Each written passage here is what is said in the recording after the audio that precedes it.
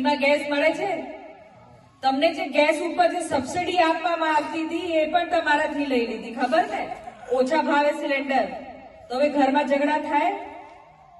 Gas પૂરું થઈ ગયું તો અહીંયા વજન આવે કે નહીં? આ બાજુ આવે છે, ઝઘડો થાય છે, તું મેમે થાય છે.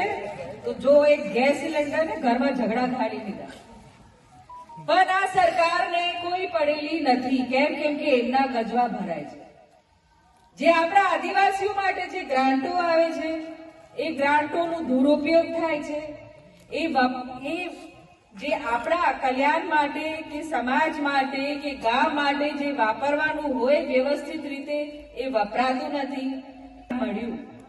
પણ જે યુવા કોલેજથી બહાર નીકળી ગયા કે કોલેજ એમને કાઢી નાખ્યું, 2-3 વર્ષ તો એમના બગડી ગયા ને. હવે જે નીકળી ગયા એમનું મનોબળ તો તૂટી ગયું. બિચારા હવે પાછા કોલેજ જાય ભણવા? ના જાય. એમનું ભવિષ્ય તો પૂરું કરી નાખ્યું. પાછું ફરતી એ લોકોએ ફીસ બંધ કરી દીધી. પાછી છેતરભાઈ હમણાં થોડા ટાઈમ પહેલા લડત આપી, પાછી સબસિડી ચાલુ થઈ.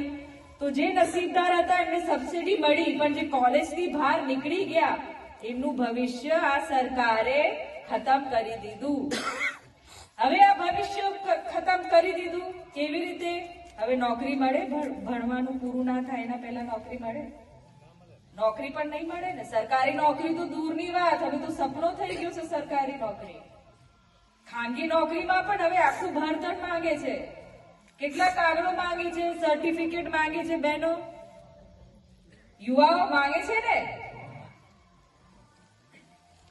તો આપણું ભણતર જ પૂરું નથી તો સારી નોકરી ક્યાંથી મળે? તો ચલો નોકરી નહીં મળી, હવે કેવી રીતે આપણે જીવન જીવીએ? ખેતી પર જીવી લઈએ.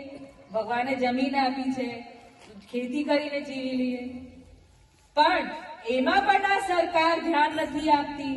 તમને કપાસના ભાવ મળે છે બરાબર? અનાજના ભાવ મળે છે બરાબર? તો તમે જેટલો ખર્ચો કર્યો એ ખર્ચોનો પૂર્તતા પણ તમને થતી નહીં હોય. સાચી વાત?